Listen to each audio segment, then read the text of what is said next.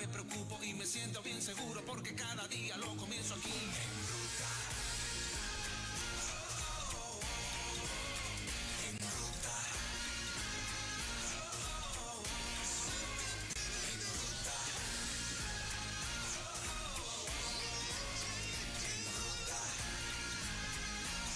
Siempre cada día lo comienzo aquí en Ruta. Esta hora llega a ustedes gracias al auspicio de Avilés Auto, el dealer del futuro en Caguas y San Juan. Teléfono 787-333-9993. Estamos listos para compartir con nuestro amigo, el profesor Magdiel Narváez. Palabra viva hoy. Buenos días. Buenos días, Moraima, Juan Carlos Fernández. Buenos días, Puerto Rico. Buenos días a todos los hermanos y las hermanas que se dan cita con nosotros. Y para aportar algo, el cerebro del hombre funciona de una forma y el de la mujer funciona de otra. No hay manera. La gracia aquí está en cómo se complementan. La Biblia ahí para no poner la cosa gorda.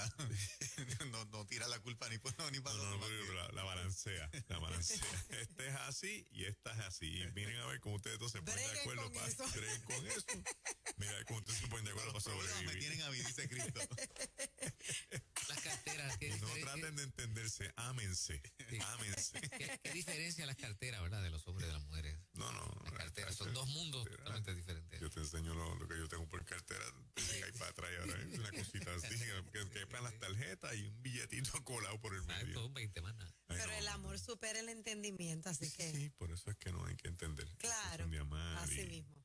Caminar. Bueno, hoy quiero conectar el tema del jueves pasado, que estaba hablando del regreso del Mesías, con un tema que tiene que ver con Palabra Viva, que es la misión de Juan el Bautista. Y eso nos va a dar la base para continuar el jueves próximo con el regreso del Mesías. Y los evangelios sinópticos, entiéndase Mateo, Marcos, Lucas, que son escritos para diferentes comunidades. Mateo se escribe para los judíos que fueron expulsados de Judea y también para reafirmar la fe de los judíos que creyeron que Cristo era el Mesías.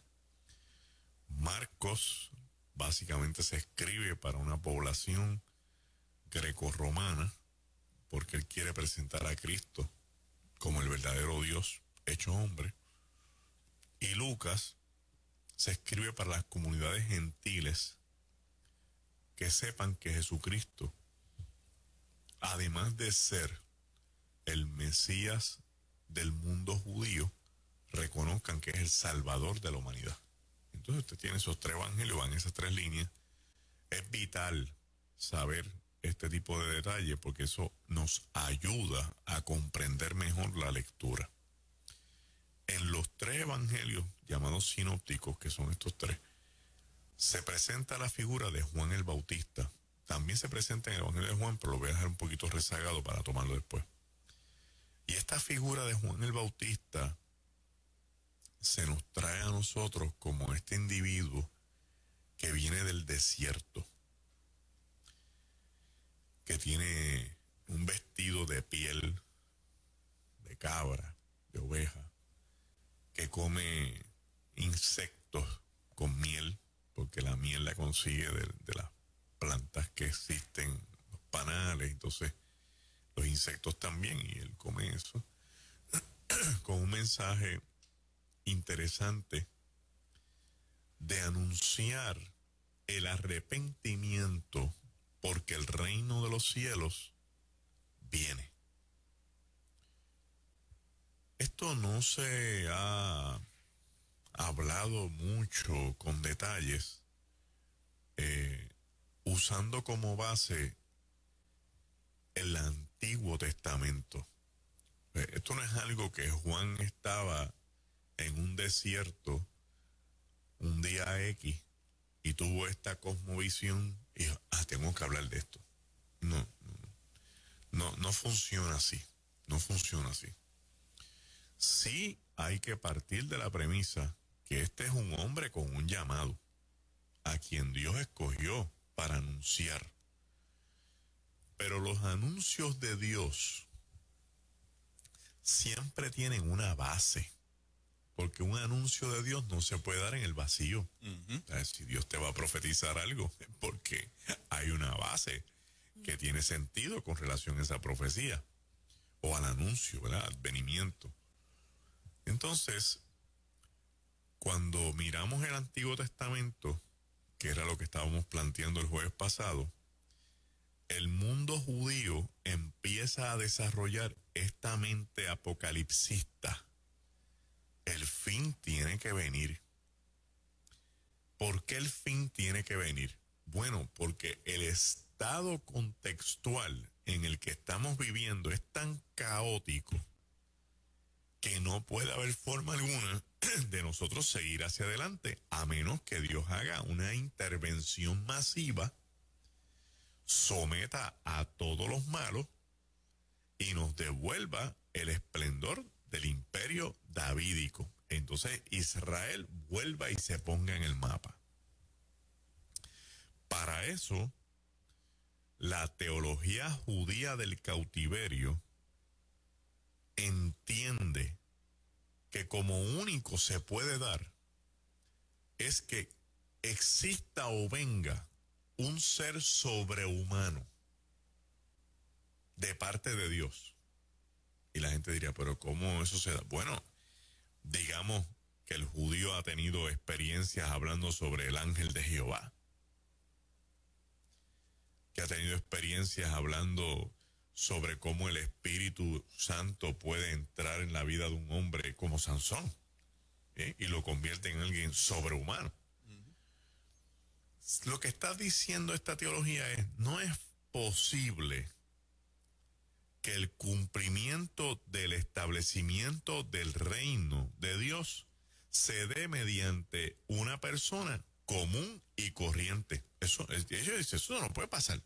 Tiene que venir alguien con unas capacidades extraordinarias, con una fuerza divina, para derrotar y derrocar todos los imperios del mundo y que el pueblo de Dios, en ese entonces Israel, sobrevenga y surja de los escombros y de las cenizas de toda esta crisis.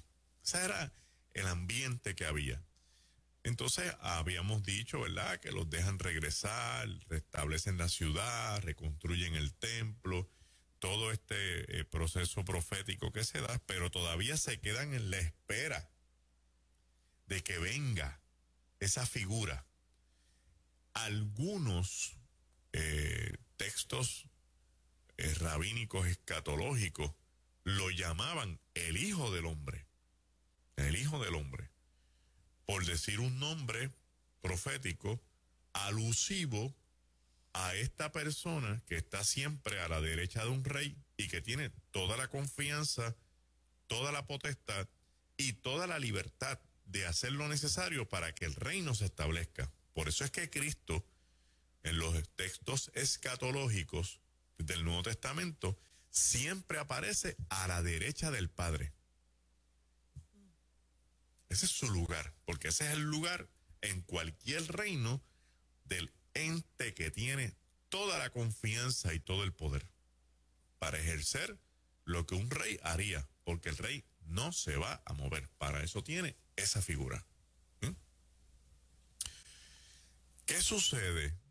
Que después de todo ese ambiente, los judíos sufren una crisis existencial y la mentalidad del pueblo religioso planteaba que era que le habían vuelto a darle espalda a Dios, y ya esto viene arrastrándose desde Esdras y de Nehemías y Zorobabel, porque habían levantado la ciudad, habían levantado el templo, y quiero que sepan que el templo que levanta Esdras y Nehemías es más o menos algo donde estaba el templo de Salomón, nunca con la gloria de ese templo, pero en el mismo monte Moriah volvieron a levantar el templo lo que pudieron, para que no crean que hay tres templos, el de Salomón, el de Esdras y Nehemías y el de Herodes.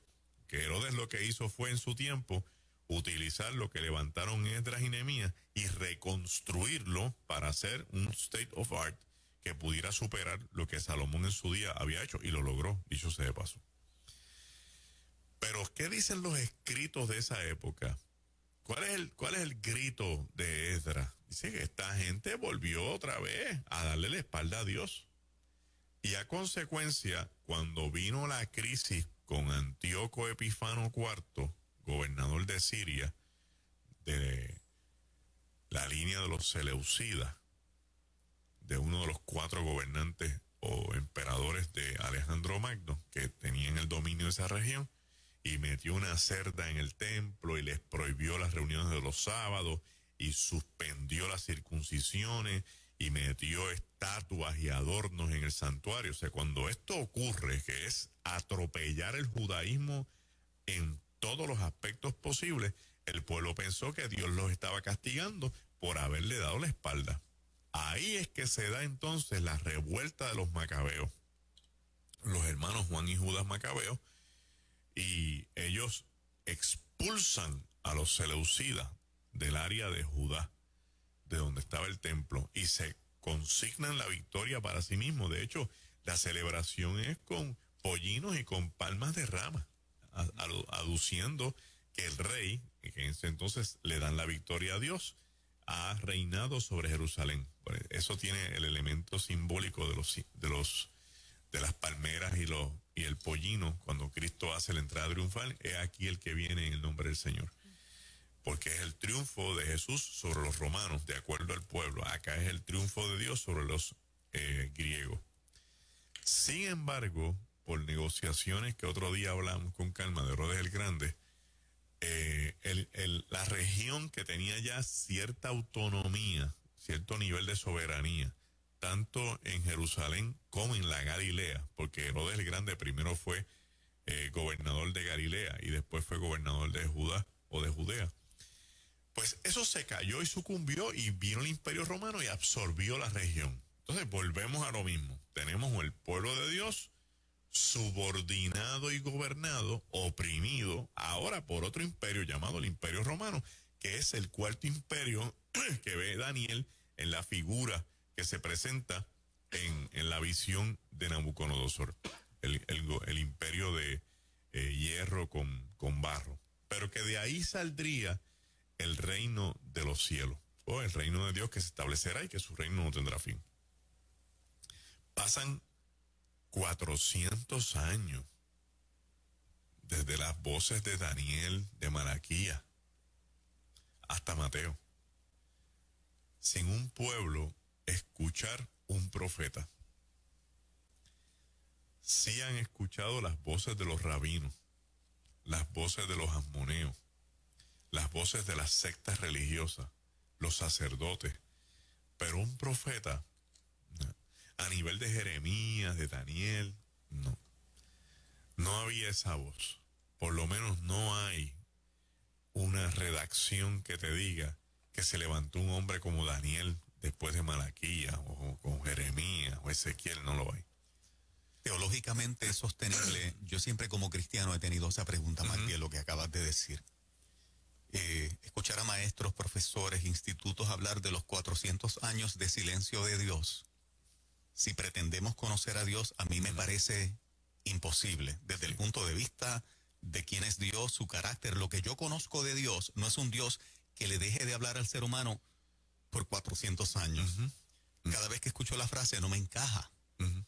Y siempre digo, ¿basado en qué? Basado en que no hay un libro histórico donde se cubrió ese periodo, pero pensar de que en efecto Dios hizo silencio por 400 años, a mí me parece incompatible con el Dios que yo he conocido.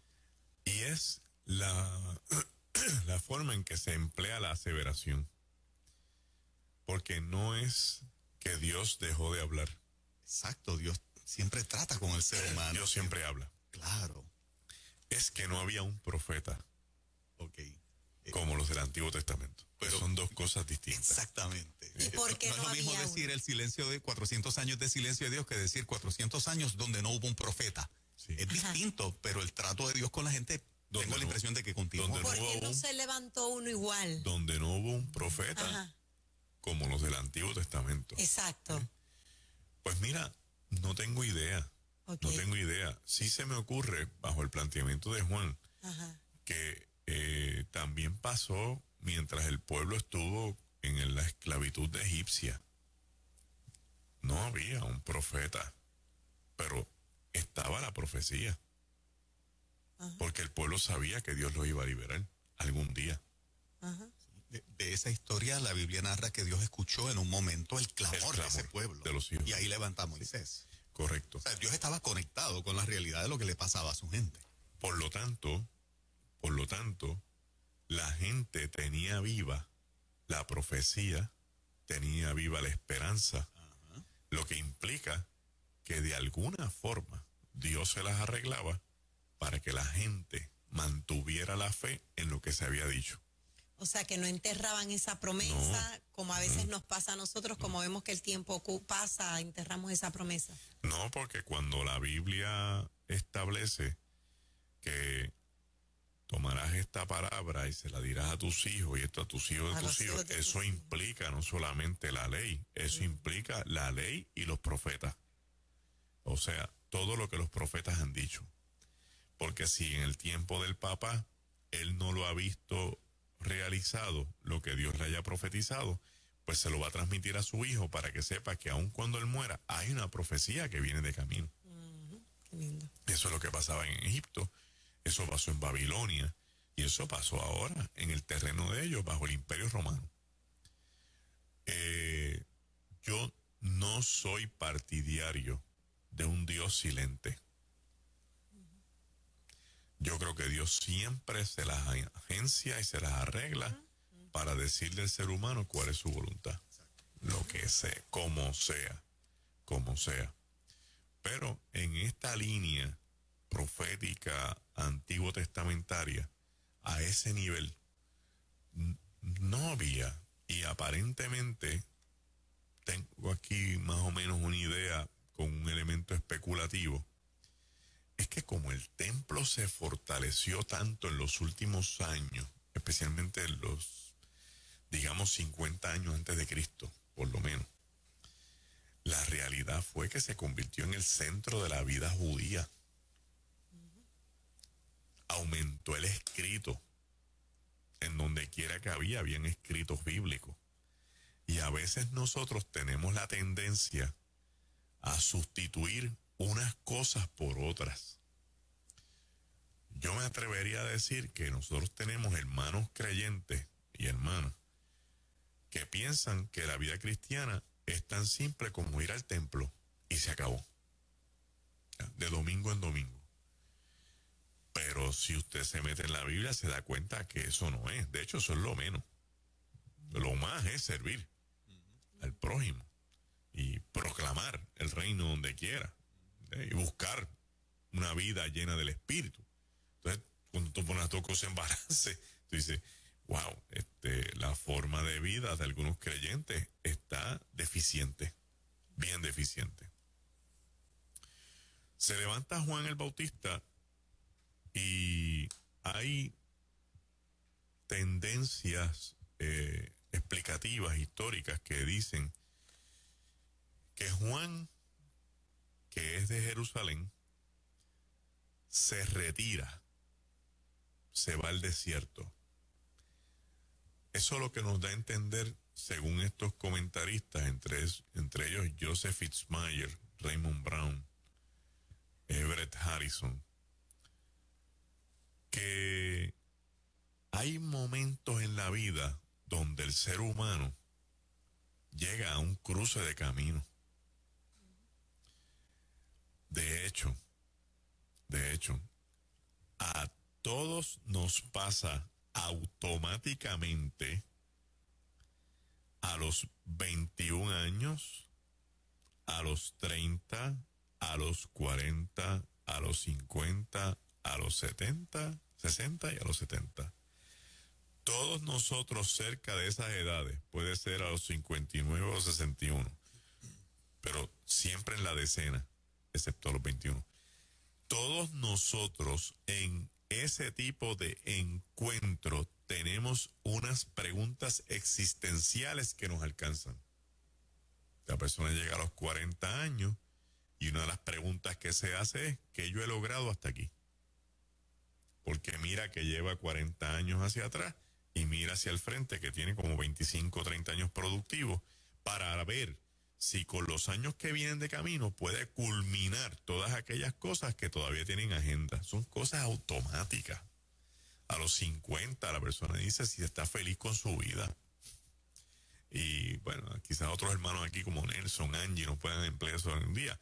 Pero cuando las personas tienen una conciencia de que Dios ha hecho un depósito en sus vidas, como dice el apóstol Pablo, el depósito de Dios que hay en uno, hay un momento que no tiene que ver con las edades, donde uno se para en sus dos pies y se pregunta si yo estoy cumpliendo con el propósito de Dios en mi vida.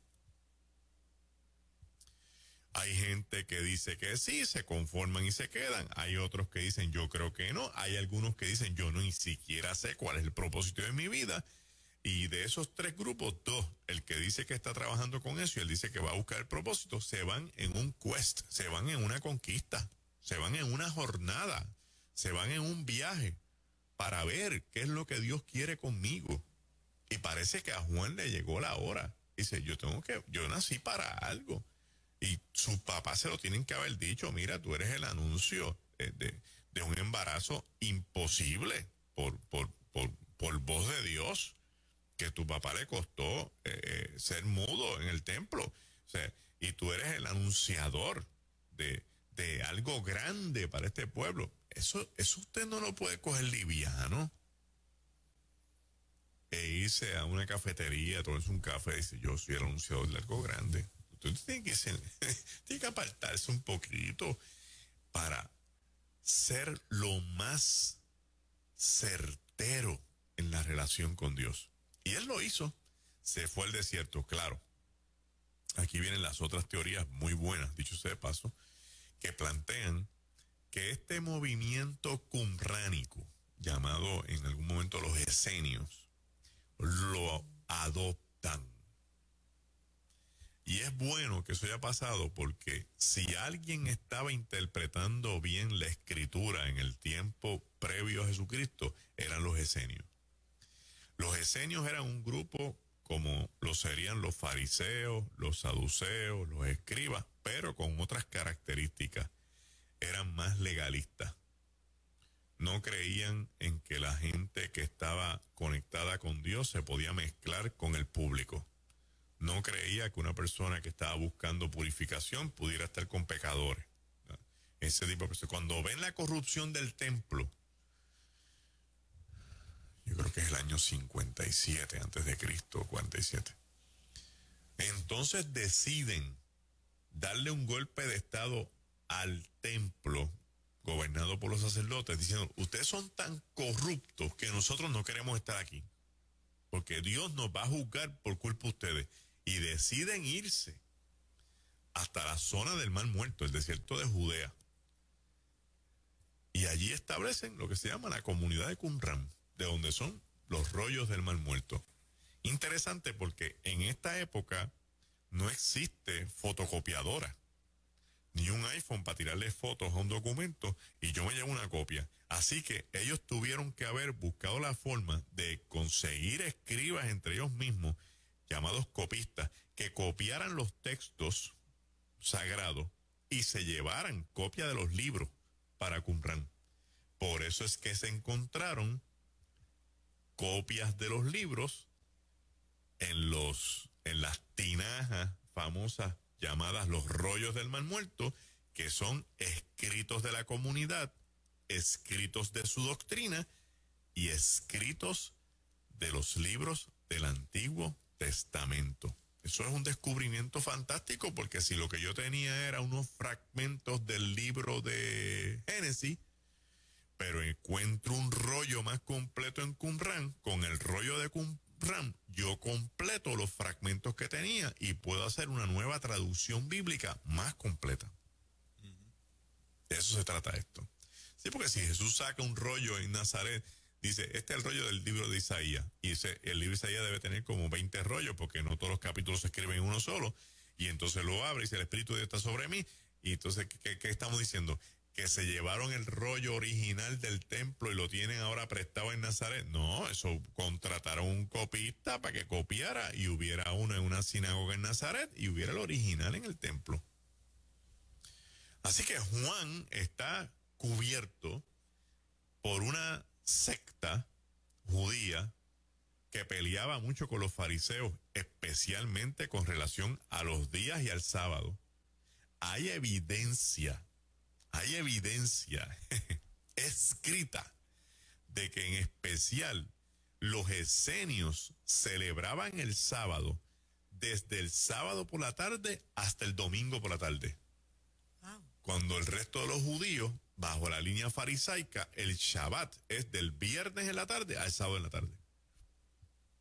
Y las personas, ¿verdad?, que escuchen esto, cuando algún día en su día se dé un viaje para Israel y vaya al museo de Israel, busca allí donde esté todos los esenios, y cuando vaya pasando por la derecha, en el primer documento que está escrito allí, lo dice, creo que es como el cuarto párrafo.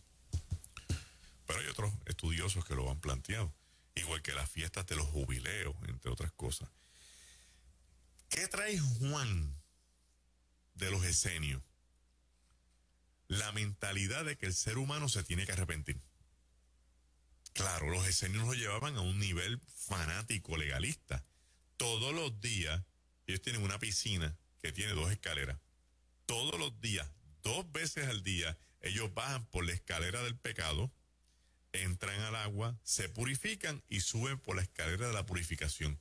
Porque una persona no puede subir por la misma escalera que subió, que bajó, porque el pecado está allí. Si bajaste por el del pecado, por ahí tú no subes. Tienes que subir por el de la purificación.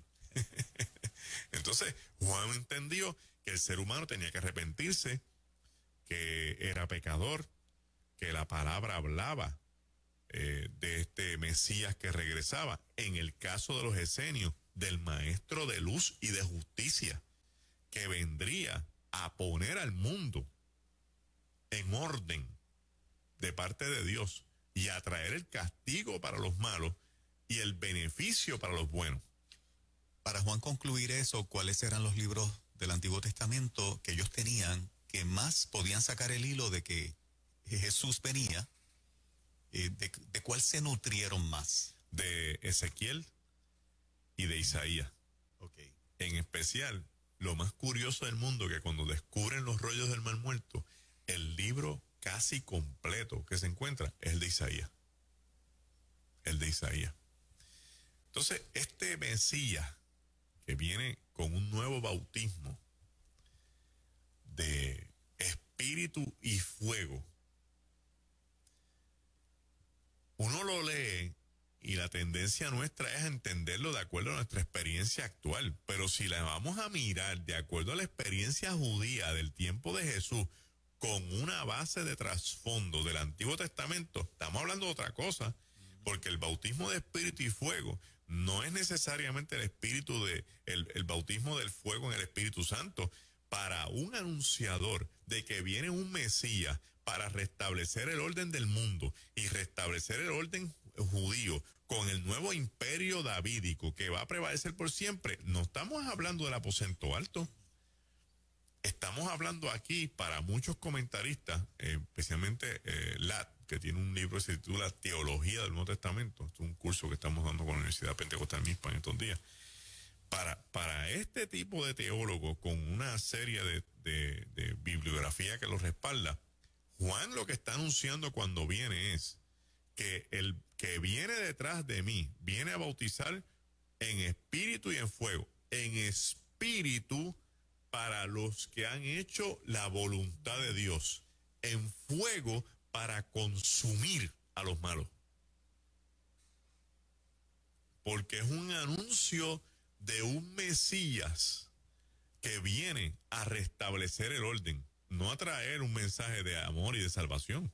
Eso es lo que Juan está anunciando. Y eso hace sentido porque cuando Juan está preso, ¿cuál es la pregunta de Juan? Juan sabe que Jesús es el Cristo. La crisis que tiene Juan es, ¿qué pasó? Porque tú eres el Mesías, pero yo pensé que cuando tú llegaras, ¿verdad?, en la mente de Juan, esto se iba a revolcar. ¿Y cuál es la contestación de Jesús? Juan le dice, mira, ¿eres tú el Mesías o es otro el que tenemos que esperar? Y la contestación de Jesús lo que hace es aclararle a Juan la interpretación que había sobre el Mesías.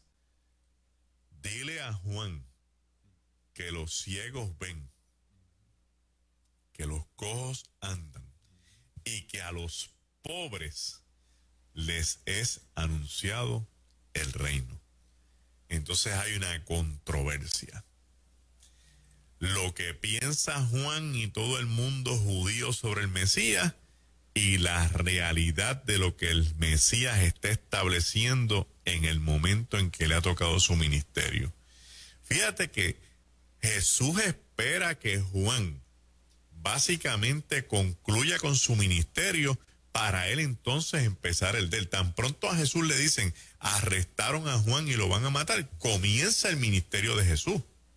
Bien, para que hay una secuencia, ¿no? Y Juan plantea, cuando le dicen, mira, Jesús está predicando y está anunciando el arrepentimiento, como que te están usurpando el ministerio. Juan dice, no, es menester que yo mengüe para que él crezca, que es una de las frases más poderosas que hay en el Nuevo Testamento.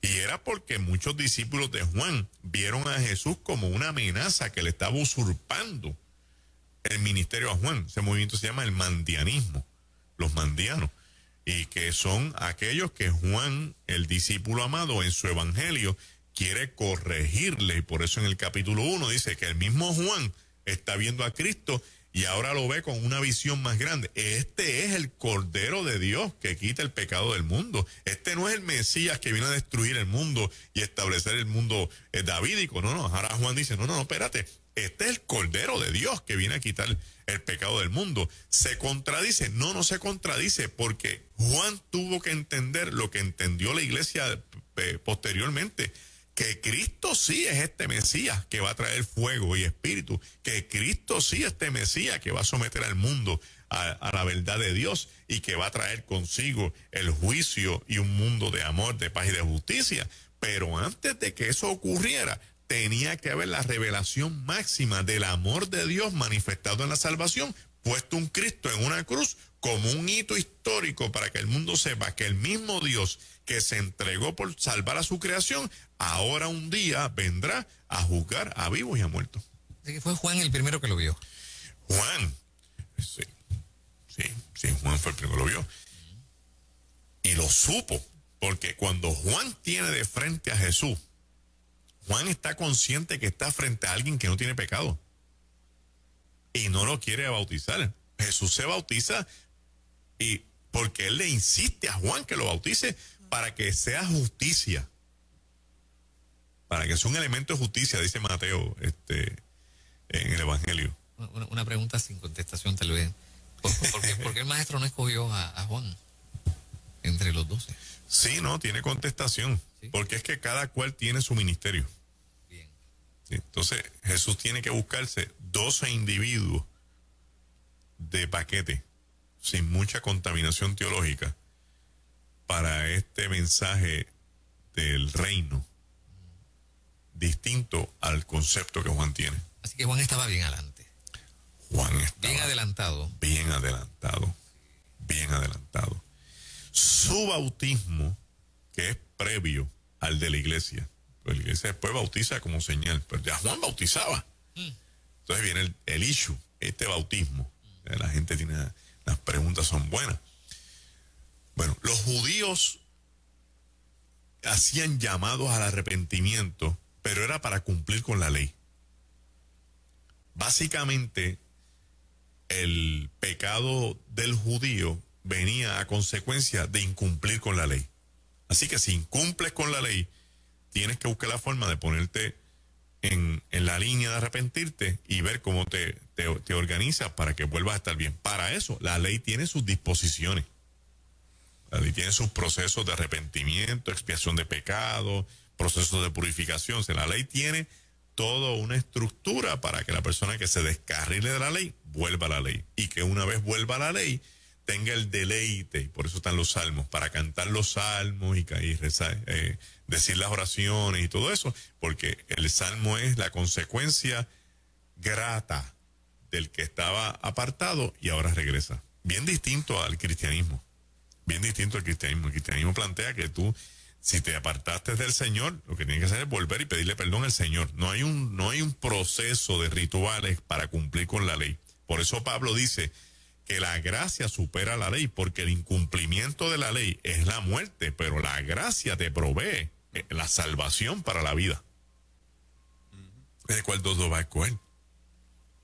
Sabiendo que soy pecador y que en cualquier momento voy a incumplir, obviamente pues la ley me tiene condenado a muerte constantemente, pero la gracia me hace saber que en mi naturaleza humana Dios me perdona porque me ama.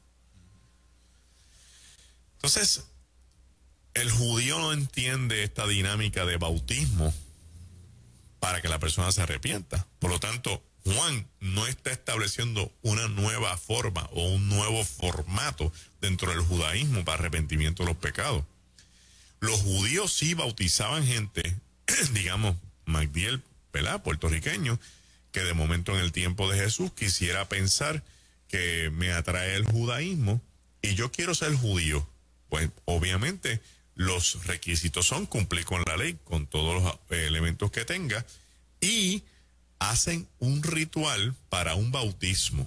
Entonces me bautizan porque yo no soy judío originalmente y ahora voy a ser iniciado en el judaísmo, pero no me van a llamar judío, me van a llamar prosélito. Hay comentaristas que plantean que para el tiempo de Cristo ya esto era una práctica que no estaba vigente, pero hay otros que dicen que sí, y los que dicen que sí, dicen sí, porque en el libro de los Hechos, en el capítulo 2, cuando cayó el bautismo del Espíritu Santo en el aposento alto, dice que salieron a predicar y que Jerusalén estaba llena de judíos piadosos y prosélitos.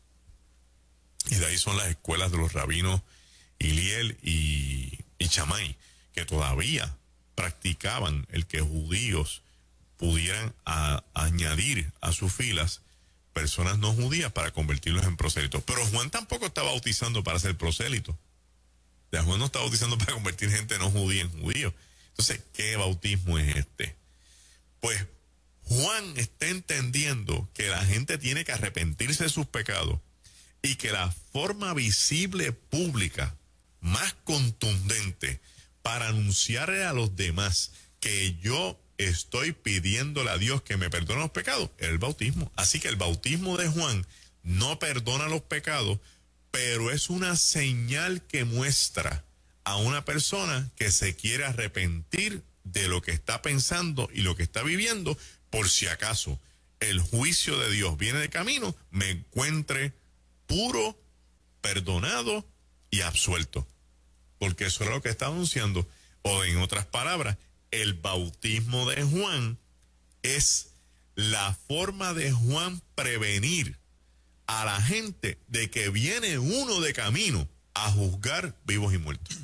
Eso lo hace más difícil para que la gente se convirtiera, porque hablaba de alguien que venía y nosotros tenemos, y el mundo ha tenido a uno que ya vino y que todas las señales están ahí y que la historia lo comprueba. Era más difícil convertirse en el tiempo de Juan, porque no había un Mesías todavía manifestado que luego de el Mesías haber sido manifestado. Eso es correcto, Juan.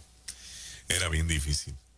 Y lo hacía más difícil porque después la persona no sabía qué hacer. Esperar que llegara un Mesías. Bueno, entonces me arrepentí, pero entonces vuelvo a la ley. ¿Para dónde va? Tú sabes. Pero Juan lo salvaba eso en gran manera, porque la forma en la que Juan hablaba estaba denotando que el Mesías, él lo iba a ver en persona. Viene uno. Por ahí viene uno. Yo no soy digno de desatar. Yo no soy digno de desatar sus sandalias. O sea, el ministerio de Juan tiene un timing que Dios trabaja de esa forma. De tal manera que dice, bueno, vamos a empezar este ministerio, pero quiero que ustedes sepan que por ahí viene el otro. Ahora, está el elemento de que ese clic fue desde que ambos estaban en el vientre. Sí. Elizabeth y María, cuando se vieron, tú sabes, el Espíritu Santo los movió. Los movió. Este elemento de, independientemente de cuánto conocimiento podamos tener por el estudio de la Escritura, no quiero espiritualizarlo, pero el elemento del Espíritu Santo para tener visión espiritual, discernimiento y ver el tiempo es un elemento fundamental. Esencial, sí. Ese toque del Espíritu Santo tiene que venir a nuestra vida para entender, para ver realmente, para interpretar, tener rema de eso es que está escrito. Si la palabra está inspirada por el Espíritu, el único que nos puede revelar la palabra correctamente es el Espíritu. No hay otra forma. Ajá. Y lo segundo, ese elemento interesante, ¿verdad? Entre las barrigas de Elizabeth y de María. Si el Espíritu es el dueño de los ministerios, Él conecta a la gente. Sí. Porque Él sabe qué le toca a cada cual. ¿Bien? No hay- Ese evento que ocurre con las barrigas, como ustedes bien dicen, específicamente, ¿qué fue lo que pasó ahí? ¿Fue una conexión? ¿Fue una confirmación? ¿Cómo se le llama a lo que ocurrió allí? Es una confirmación, Ajá. pero también es una conexión. Porque es el mismo Espíritu. El Espíritu que anuncia a Elizabeth que va a estar embarazada en una edad donde no puede, con un marido que ya está viejo. Es el mismo Espíritu que está sobre María para engendrar a Jesús. Y estos dos seres van a estar en una misión apenas a 6 meses de diferencia de edad uno de otro. Entonces, las madres van a sentir que sus hijos son los portadores de una misión. Y los hijos van a sentir que van a estar en algún sitio, se van a conectar y se van a cruzar. Porque es el mismo Espíritu. No, quizás no se conocieron en el proceso del desarrollo, porque Juan está en el desierto de Judea. Vive en Jerusalén primero, después está en el desierto de Judea. Cristo está en el norte, en la Galilea, en Nazaret. O sea que posiblemente escucha de este Juan el Bautista. Bueno, a lo mejor es el primo, dice él. Pero vamos a ver. Entonces Juan sube a la Galilea a anunciar el arrepentimiento en la zona allá para el Jordán. Y ahí es que se enfrenta con Herodes Antipas, uno de los hijos de Herodes el Grande, que le llevó la esposa al hermano, a Filipo, y se casó con ella. Y ahí que Juan empieza a denunciar. Pero Herodes Antipas es el tetrarca de toda la Galilea. También está persiguiendo a Jesús. Pero parece que el lapso de tiempo en que se da es corto. Es corto, porque entonces hay el switch del Cristo que quiere empezar su ministerio y empieza el ministerio con el pie derecho, permitiéndole a su primo que lo bautice. Se entiende que los seguidores de Juan transicionan al liderato de Jesús sin mayores complicaciones. No, algunos. Otros no. Otros lo vieron como un usurpador. Ahí no hay. Muchos. No habla de muchos. Habla quizás de los más cercanos de Juan. Bien. Sí. Y habla de aquellos que pensaron que Juan era la verdadera voz. La verdadera voz. Claro, Jesús al ver el fin de Juan se empieza a cuidar más. Porque Jesús va a evitar que lo arresten, para que lo ejecuten. Porque Jesús va a morir en una cruz. No puede permitir que Antipas le corte la cabeza como pasó con Juan. Y por eso es que en ocasiones Cristo está todo el tiempo mirando si lo van a perseguir. Y hay dos líneas, ¿verdad? Primera, que cuando va descendiendo de Galilea a Jerusalén, él puede tomar los caminos principales, pero entonces hay días que se va por la montaña y cruza Samaria. Hoy es menester que vaya por Samaria, pues lo más probable es que lo estén persiguiendo. A veces cruza el lago de un lado a otro, porque al otro lado está Filipo, y Filipo no tiene ningún interés en Jesús, y por eso Cristo de momento puede decir, pasemos a la otra orilla. Porque aquí viene Antipas, pues déjame ir a otro lado y allá hago milagros y hago otras proezas. Dios en su cuidado para que Juan no tuviese duda, vio la visión de la paloma descender sobre Jesús. Juan experimentó, lo vio. Sí, lo vio. Es una afirmación. Es una afirmación. Está en el texto porque es un acto visible para que entendamos el elemento de la unicidad que existe en Cristo con el Espíritu Santo como Dios. Y lo otro, ¿verdad? Es que Jesús hace una manifestación sobre Juan que trasciende la historia. Dice, no hay otro profeta más grande que Juan el Bautista. Pero plantea que este es el último. Y volvemos a la pregunta de Juan. Entonces, ¿Dios se quedó sin hablar? No. Este es el último de la línea de los profetas conocidos, profetas de la ley y los profetas. De ahí en adelante, la voz profética es la de Jesús, y después de Jesús, la voz profética es la del Espíritu Santo. Esa es la línea. Pero Jesús tiene que decir, este es el más grande. ¿Por qué este es más grande? Porque este vio el Mesías, anunció el Mesías y respaldó el Mesías. No hay un profeta más grande que Juan. Ahí estamos. Qué lindo. Qué maravilla, qué maravilla. Gloria a Dios. Bien poderoso. Magdiel, gracias. magdielnarváez.net. Sí, señor. .net y elgalileo.org. Qué fascinante, ¿verdad? Hablar de Sí, Jesús fascinante. enamora, o sea, Sí, Jesús sí. sigue siendo esta figura que cuando te pones a hablar de él y analizar su carácter y todo lo que está en relación a él, tiene algo que cautiva, que enamora. Yo siempre he dicho, y Magdiel lo tiene claro, yo también, que el éxito de este segmento es que Jesús es la figura, o sea, el segmento gira en torno a la El figura de centro. Jesús todo el tiempo. Eso es palabra viva. Mira si es tan importante y tan impactante que aún estando en la barriga hace que lo que está dentro de nosotros salte. Ajá. Salte a vida, ¿verdad que sí? Así es. Qué impresionante desde que está en el vientre de su madre. Así es. Pero qué Fue una privilegio. amenaza desde que nació se convirtió en una amenaza. Wow. Qué privilegio para Juan, ¿no? Sí, Wow. Sí, tiene que haber sido en la cárcel. sí. Juan tiene que haber experimentado aquella paz. Si yo me puedo morir, me puedo morir. Ya yo hice lo que iba a hacer y ya yo vi a quien yo tenía que ver. Punto. Miren, yo no creo que haya mucha gente en el mundo que antes de morir pueda entregar su vida diciendo que hizo lo que tenía que hacer, que cumplió con el mandato. Y yo creo que eso es algo tan impactante. Es como Pablo, yo he corrido la gran carrera. ¿Sabes? Mira, aquí está. Guardado. Aquí está. Wow. Lo demás, lo que Poderoso, Qué tremendo. poderoso. Palabra viva. Gracias, Magdiel. Yes. Gracias a ustedes. Bendiciones. Amén. Buen día. 97.7, estás